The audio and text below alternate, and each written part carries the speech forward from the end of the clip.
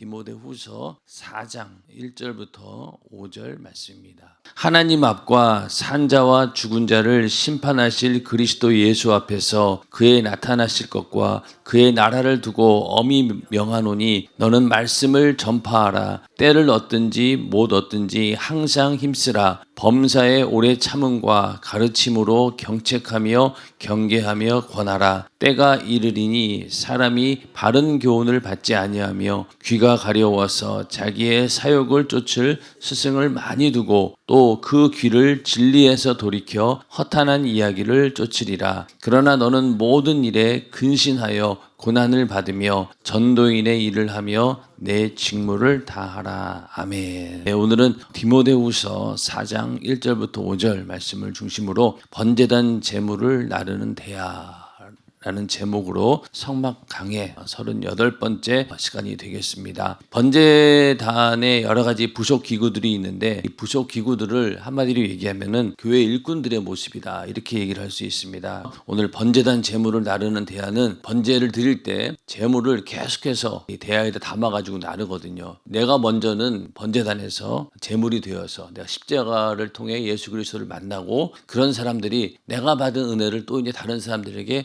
전하는 거예요. 그러다 보면은 대야에 마치 제물을 담아가지고 계속 나르는 것처럼 전도하는 사람들도 내가 받은 은혜 감사해서 또 다른 사람들에게 그 은혜를 전하고 복음을 전하다 보면은 계속 그 사람들을 또 어디로 데려오는 겁니까? 예수 그리스도의 십자가 앞으로 데려오는 거죠. 구원받을 수 있도록. 그렇게 해서 계속 번제단 제물을 나르는 대야가 전도하는 성도들의 일꾼의 모습 그것을 보여주고 있다. 오늘 디모데후서 4장 1절부터 5절 말씀을 이렇게 본문으로 정한 것입니다. 오늘 이 말씀은 맨 앞에 있는 것처럼 하나님 앞과 산자와 죽은 자를 심판하실 그리스도 예수 앞에서 그의 나타나실 것과 그의 나라를 두고 엄히 명하노니 1절만 봐도 이 뒤에 있는 말씀이 얼마나 중요한지 우리는 알 수 있죠. 때를 얻든지 못 얻든지 항상 말씀을 전파하고 그리고 맨 끝에 전도인의 일을 하며 내 직무를 다하라 이렇게 말씀을 하고 있습니다. 동탄연세중앙교회에서 지금 가장 절실한 부분이 바로 전도입니다. 어제도 말씀을 드렸듯이 만약에 우리 동탄연세중앙교회가 지금에 있는 인원들이 그대로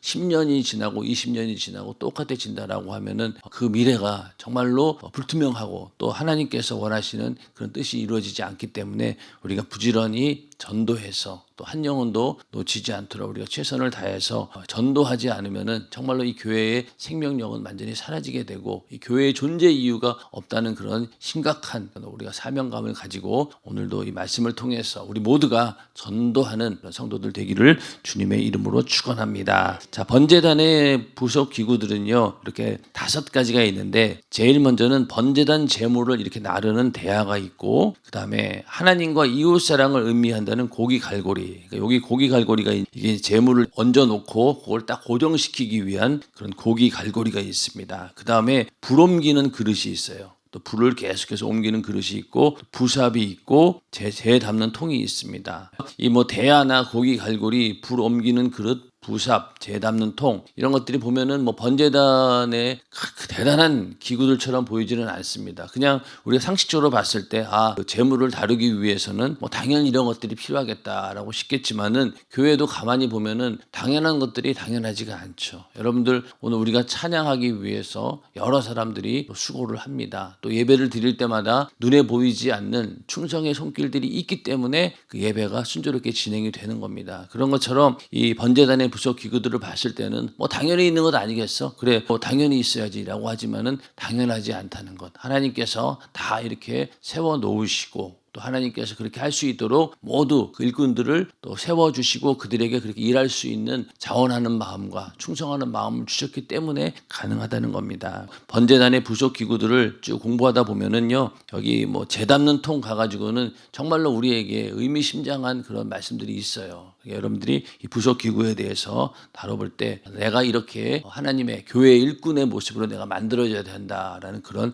믿음을 가지고 함께 은혜를 나누시기를 주님의 이름으로 축원합니다. 합니다. 자, 번제단의 부속 기구들, 번제단에서 제사를 드릴 때 필요한 보조 기구가 5가지가 있습니다. 재를 담는 통, 부삽, 대야, 고기 갈고리, 불 옮기는 그릇이 바로 그것인데, 여기 출애굽기 27장 3절에 보면은 이렇게 준비하라, 그리고 다 이거 노수로 만들어라, 이렇게 말씀을 하고 있는데, 여기에 대한 특별하게 규격이라든가 모양이라든가 이런 것들을 정해놓지는 않았어요. 그래서 이제 사람들이 이럴 것이다 라고 상상을 해서 이렇게 기구들을 만들어 놓은 것입니다. 이 기구들은 제사를 완벽하게 마무리 짓는데 꼭 필요한 기구들입니다. 만약 이 기구 중에 한 가지라도 없으면 제사를 온전히 드릴 수 없습니다. 번제는 제물을 하나님께 올려드리는 것으로 끝나는 것이 아니라 뒤처리까지 아주 깔끔하게 해야 하기 때문입니다. 자, 번제단에서 제물을 이렇게 태울 때 얼마나 많은 일들이 있겠어요. 그 제물들을 가져와서 그물에 올려놓고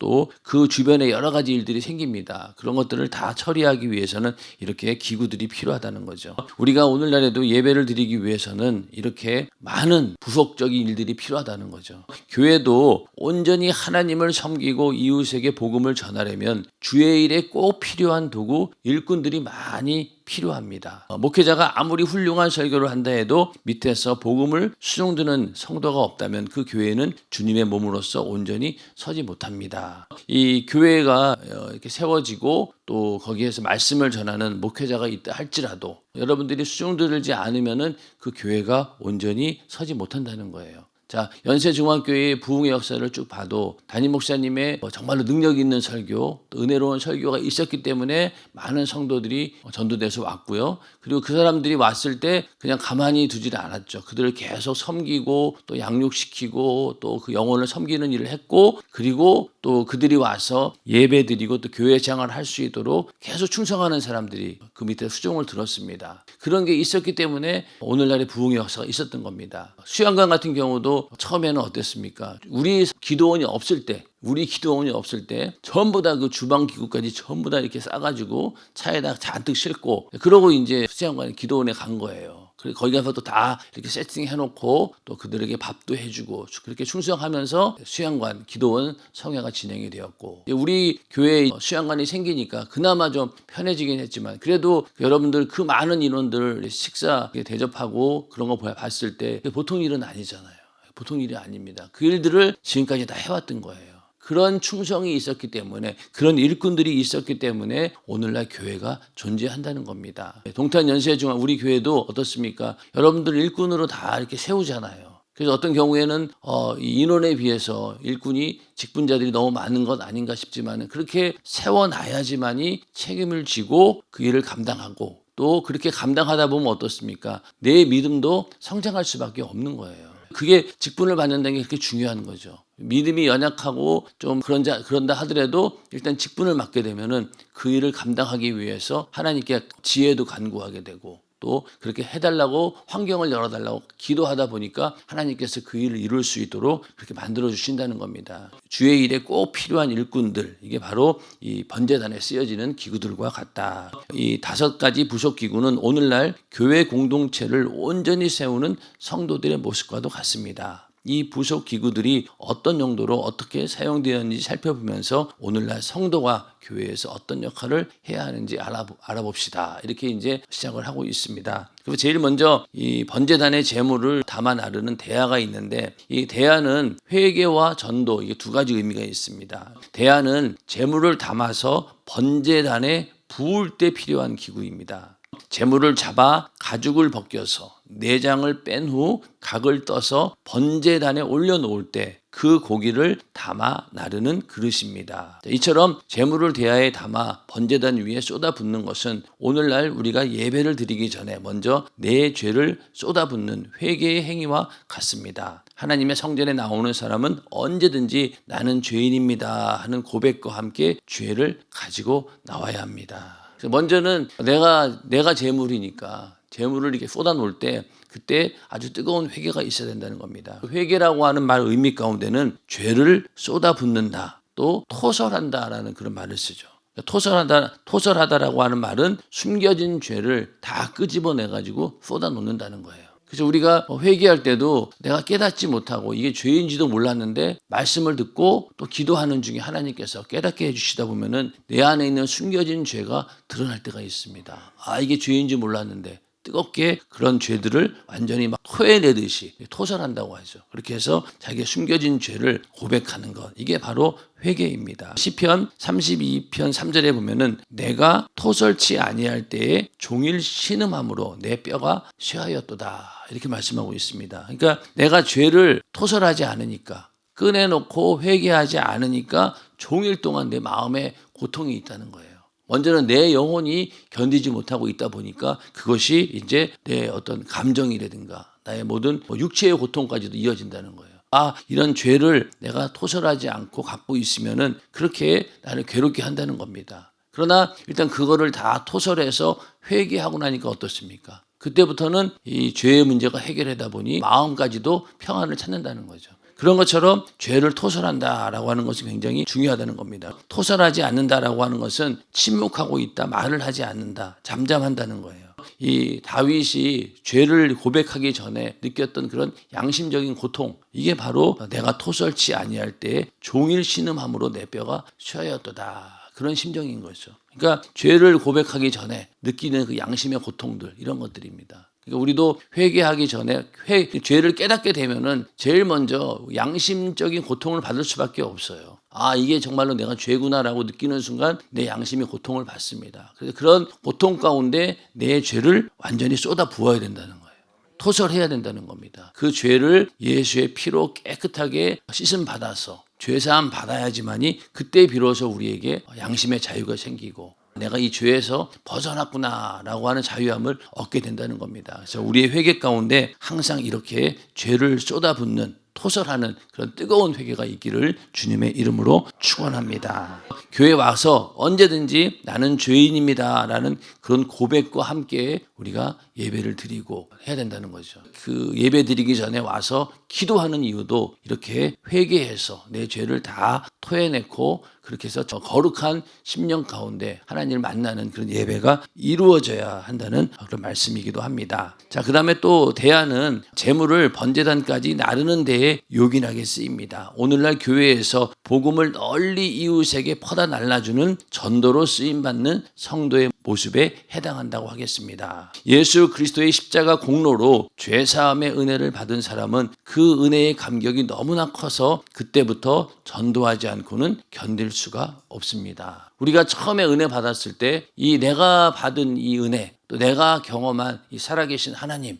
어떻게든 이거를 전하지 않고는 견딜 수가 없는 거예요. 그러다 보니까 제일 먼저 전하는 데가 어디입니까? 가족들에게 먼저 전하잖아요. 가족들에게 전합니다. 그리고 또 가족들에게 전하고 내가 만나는 사람마다, 내가 사랑하는 사람들에게 이 복음의 소식을 전하지 않고는 견딜 수가 없는 거죠. 자, 맛있는 집에 가서 맛있는 거 먹었어요. 그럼 제일 생각나는 게 누구예요? 사랑하는 사람들, 가족들, 자식들하고 그 식구들 생각나잖아요. 아, 다음에는 꼭 내가 여기 와서 꼭 같이 먹어야 되겠다. 그런 마음이 다 생기는 것처럼 뭐 이 밥 먹는 거에 비교가 되겠습니까? 내가 받은 이 십자가로 인한 속죄의 은혜, 그리고 하나님께서 베푸신 이 놀라운 은혜를 받은 사람이라고 하면은 그 은혜와 감격이 너무나 크다 보니까 전하지 않고는 견딜 수가 없다는 거예요. 그러한 간절한 전도가 우리 안에 있기를 주님의 이름으로 축원합니다. 전도라고 하는 것은 내가 받은 은혜를 그들에게 나눠주는 거죠. 그래서 우리도 한때는 이 대야에 담겨가지고 하나님께 제물로 바쳐진 거예요. 십자가의 그 보혈의 은혜를 만나게 되었고 그렇게 해서 거듭난 사람들입니다. 그러니까 이제는 이 대야에다가 다른 사람들을 계속 올려가지고 계속 십자가로 인도하는 거예요.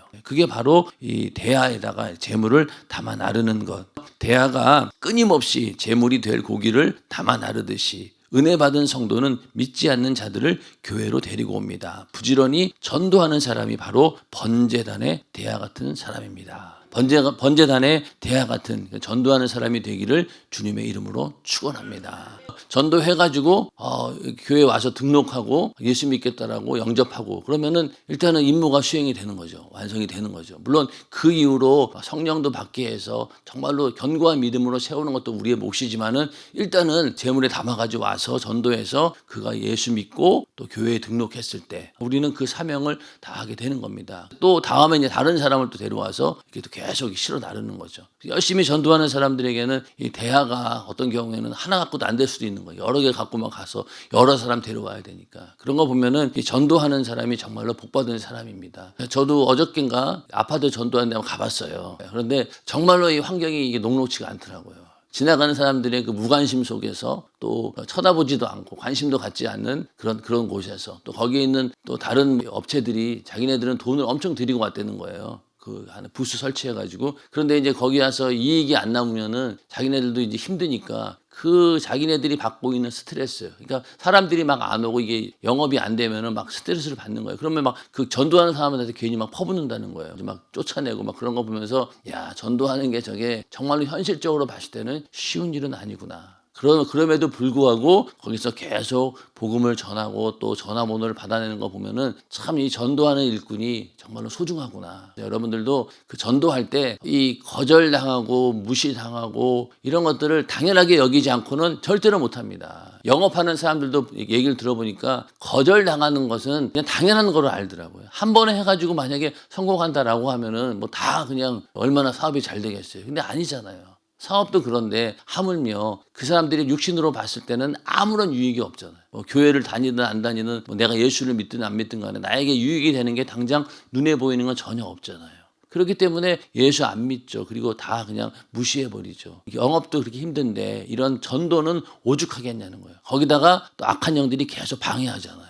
그러니까 이 전도가 굉장히 힘들고 어려운 일입니다. 그러나 힘들고 어렵지만은 하나님께서 너희가 전도하라고 했으니 하나님께서 말씀하셨고 그 말씀에 대한 책임을 반드시 져줄 것이다. 믿고 우리는 전도하는 거죠. 뭐 거절을 하든 뭐 멸시를 하든 뭐 욕을 하든 간에 거기에 굴하지 않고 우리는 계속 복음을 전하고 어떻게든 이 대야에다가 고기를 담아가지고 재물을 담아서 나르듯이 부지런히 전도하지 않고는 교회가 존재하는 목적이 없다라는 것을 분명히 알고 항상 전도하는 우리 모두가 되기를 주님의 이름으로 축원합니다. 예수님께서 말씀 가운데 주인이 종에게 이르되 길과 산울가로 나가서 사람을 강권하여 데려다가 내 집을 채우라고 말씀하셨습니다. 강권하여 데려다가 내 집을 채우라. 자, 요즘 시대에 이 강권하다라고 하는 말이 얼마나 부담스러운 말입니까? 남들에게 이거 하라는 억지로 이렇게 뭐 하라는 거 요즘에는 통하지를 않아요. 자, 여러분들 옛날에 그 시장 가면은 그 옷가게 특히 옷가게 가면은 막 사람들이 막 지나갈 때마다 붙어요. 여러분들 기억나시죠? 지나가면은 막 붙어가지고 끝까지 쫓아와요. 막 제발 여기 와서 사라고. 근데 요즘에 그럽니까? 안 그래요. 일부러 안 그래요. 왜? 그랬다가는 오히려 사람들이 거부감을 느끼고 더 안 산다는 거예요. 여러분들 백화점에 가보면은요 절대로 강권하지 않아요. 가만히 둡니다. 그 대신 그 사람들은 촉을 항상 세우고 있어요. 조금이라도 관심을 가지면은 그때 아주 집중적으로 공격을 합니다. 그것도 굉장히 뭐라고 해야 되나 신사적으로 아주 그 사람의 마음을 상하지 않도록 물건을 팔려고 하는 그런 입장이 아니라 뭔가 내가 그 사람이 필요한 것을 내가 제공해 준다라는 그런 마인드를 가지고 접근을 하는 거예요. 그렇죠? 그러니까 요즘에는 강권에서는 장사가 안 된다는 거예요. 그런데 하나님 말씀은 뭐예요? 강권하여 데려다가 내 집을 채우라고 했잖아요. 그러니까 우리는 세상의 방법으로 써서는 안 된다는 거예요. 그러니까 세상에서 그렇게 한다라고 해서 요즘 시대에 그렇게 복음을 강권적으로 전하면 누가 받아들이겠냐고. 요즘 시대에 그게 안 통해. 그건 틀린 말입니다. 왜? 하나님 말씀은 변하지 않아요. 하나님 말씀은 변하지 않습니다. 왜냐하면은 이 말씀을 그 사람이 억지로라도 듣지 않으면 어떻게 돼요? 자기 스스로 하나님 말씀을 찾아서 구원할 만한 능력이 인간에게는 없습니다. 그러니까 누군가가 전해줘야 되고 들리지 않으면 그 귀에다가 막 이렇게 전해줘야 된다는 거예요. 안 그러고는 그 불신앙이 깨어지지가 않아요. 우리는 강권해서라도 억지로라도 이렇게 해서 데려오는 이유가 바로 거기에 있다는 거예요. 그러니까 우리가 세상의 흐름을 따라가면요 전도 못합니다. 전도 못해요. 이것저것 막는 게 얼마나 많아요. 그러든 간에 일단 우리는 하나님 말씀이 강권하여 데려다가 내 집을 채우라 했으니까 그렇게 막 강권하는 거예요. 그러다 보니까 전도도 너무 무식하게 하면 안 돼. 이러면서 얼마나 우리 스스로들 마음에 위축이 되어 있는 거죠. 오늘 우리는 다른 걸 떠나서 주님 말씀하시기를 강권하여 데려다가 내 집을 채우라고 했잖아요. 이 말 한마디면 우리는 다른 변명이 필요 없다는 거예요. 강권해서라도 억지로라도 데려와야 된다는 겁니다. 왜냐하면 그냥 두었다가는 그들이 복음을 만날 기회는 없어요. 전하는 사람이 없이는 절대로 전도에 미련한 것 외에는 그들이 복음을 들을 수 있는 기회가 없다는 걸 아셔야 돼요. 그러니까 내가 전하지 않고는 절대로 저 사람은 다시는 복음을 들을 수 없다. 지금 이렇게 스쳐가지만은 이 순간을 놓치면은 저 사람은 절대로 복음을 들을 수 있는 기회가 없다라고 생각하고 우리는 이렇게 복음을 전해야 된다는 겁니다. 그러한 믿음을 가지고 전해야 된다는 거죠. 이 고린도전서 9장 16절에 보면은 내가 복음을 전할지라도 자랑할 것이 없으면 내가 부득불 할림이니라. 부득불이라고 하는 말이 강제적인 의미예요. 내가 그 복음을 전하는 일은 내가 억지로라도 내가 해야 된다는 거예요. 부득불이라고 하는 말이. 그러니까 우리가 나도 전도하고자 하는 마음을 억지로라도 해야 되는 것이고 또 그 사람을 강제로 억지로라도 일단 데려와서 내 집을 채우라는 겁니다. 지금 우리 동탄 연세중앙교회 가장 필요한 게 뭡니까? 내 집을 채우는 거잖아요. 주님의 집을 채우는 게 우리의 최우선 목적입니다. 그렇기 때문에 우리는 사람을 강권해서라도 데려와야 된다는 거예요. 우리의 이런 믿음이 절대로 변해서는 안 된다는 겁니다. 우리가 이렇게 강권해서라도 데려와야 된다. 우리도 누군가에게 전도받아서 예수 믿고 구원받았어요. 전도가 아니고는 절대로 우리는 복음을 만날 수 없다니까요. 우리도 그렇게 왔잖아요. 어떤 경우에는 정말 오랜 설득 기간을 통해서 온 사람들도 있고 그렇기 때문에 나도 전도받아서 예수 믿고 구원받았기 때문에 그 사람도 전도받아야 된다는 거예요. 이제는 나도 번제단의 대야에 제물을 담아 다르듯 죽어가는 많은 사람을 전도로 담아 날라 하나님의 집을 채우는 전도의 그릇이 되어야 합니다. 아멘. 다 전도의 그릇이 되기를 주님의 이름으로 축원합니다. 성도는 누구라도 회개의 그릇, 전도의 그릇이 되어야 합니다. 이것이 바로 예수의 피로 구원받은 성도가 이 땅에 존재하는 목적입니다. 우리는 이렇게 회개의 전도의 그릇이 되어야 된다. 이걸 그 다음에 얘기하고 있고 그 다음에는 뭡니까? 이 대화 속에 뭐가 담겨 있냐면 감사가 담겨야 된다는 거예요. 하나님께서는 이스라엘 백성에게 정한 절기 때마다 하나님의 은혜로 애굽의 종살이에서 나온 것에 감사하여 힘껏 예물을 준비하여 나오라고 말씀하셨습니다. 이건 앞에서도 우리가 많이 다뤘던 부분이죠. 나올 때 공수로 여호와께 보이지 말고 빈손으로 보이지 말라는 겁니다. 항상 우리가 예배를 드릴 때마다 예물을 들고 나와야 된다. 그 물질이라고 하는 것이요, 내 보물이 있는 곳에 내 마음도 있다 이렇게 말씀하고 있죠. 그러니까 우리가 하나님께 감사를 표현하는 방법이 물론 하나님께 찬양 올려드리는 것도 감사의 표현이고 또 기도하는 것도 그렇고 또 전도도 어떻게 보면은 내가 받은 은혜를 전하는 것이기 때문에 감사를 표현하는 것입니다. 충성도 마찬가지고. 근데 그 모든 것들보다도 정말로 중요한 것이 바로 예물을 통해서 하나님께 감사를 드리는 거예요. 자, 이 물질의 문제하면 사람들은 굉장히 예민해집니다. 그런데 가만히 생각해 보세요. 보물이 있는 곳에 마음도 있다라고 했기 때문에 마음을 가장 잘 표현하는 게 바로 예물이에요.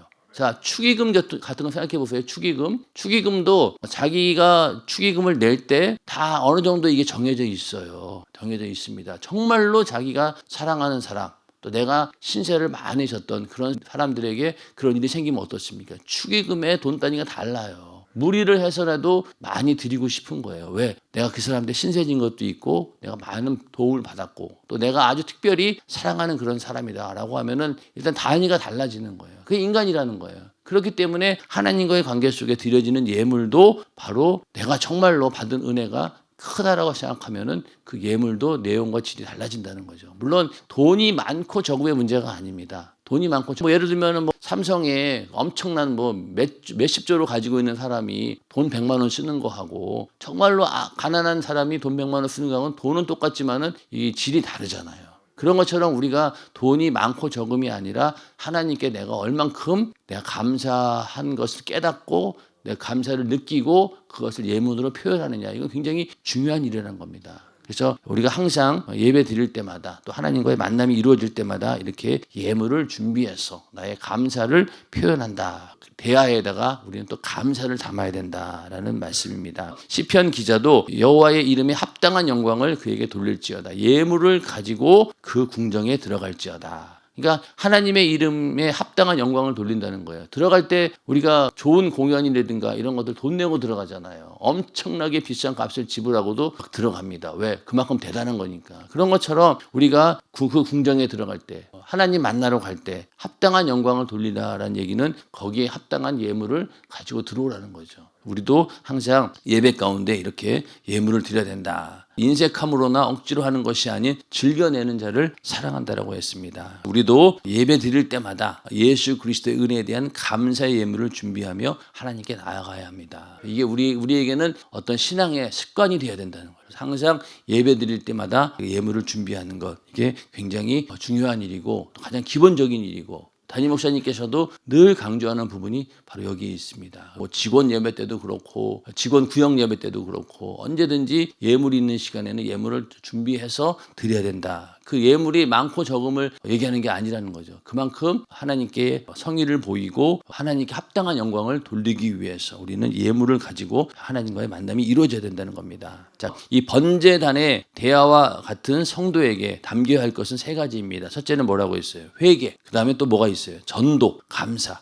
요 세 가지가 그 번제단의 대화에 담겨져야 된다는 겁니다. 우리에게 회개, 전도, 감사가 항상 담겨지기를 주님의 이름으로 축원합니다. 늘 회개로 죄와 저주와 질병에서 자유함이 넘치고 또 수많은 영혼을 전도하여 구원받게 하고 범사에 하나님께 감사하는 삶을 산다면 어찌 주님이 그에게 역사하지 않으시겠습니까? 이게 우리 신앙생활의 핵심이 되는 거죠. 그러므로 번제단의 대화의 기능처럼 회개하는 성도, 전도하는 성도, 감사하는 성도가 되어 하나님께 쓰임 받는다면 날마다 주님이 그 속에서 역사하시니 교회와 나라와 가정은 부흥할 수밖에 없습니다. 우리에게 항상 회개, 전도, 감사, 이 세 가지가 항상 우리에게 넘쳐나서 늘 하나님께서 역사하실 수밖에 없는 그런 신령한 삶이 되기를 주님의 이름으로 축원합니다. 오늘 말씀처럼 번제단의 대야에다가 뭘 담아야 되느냐? 거기에 우리는 회개, 전도, 감사가 담겨져야 합니다. 라는 그런 믿음을 가지고 무엇보다도 지금 우리에게 중요한 것은 바로 전도입니다. 한 사람이라도 더 데려와서 이 빈자리를 채우는 것. 이게 동태한 연세중앙교회 우리 교회의 지금 가장 급박한 사명이죠. 그 일을 위해서 여러분들 오늘도 전도하는 또 복음을 전하는 그런 전도자의 직무를 다하는 하루가 되기를 주님의 이름으로 축원합니다.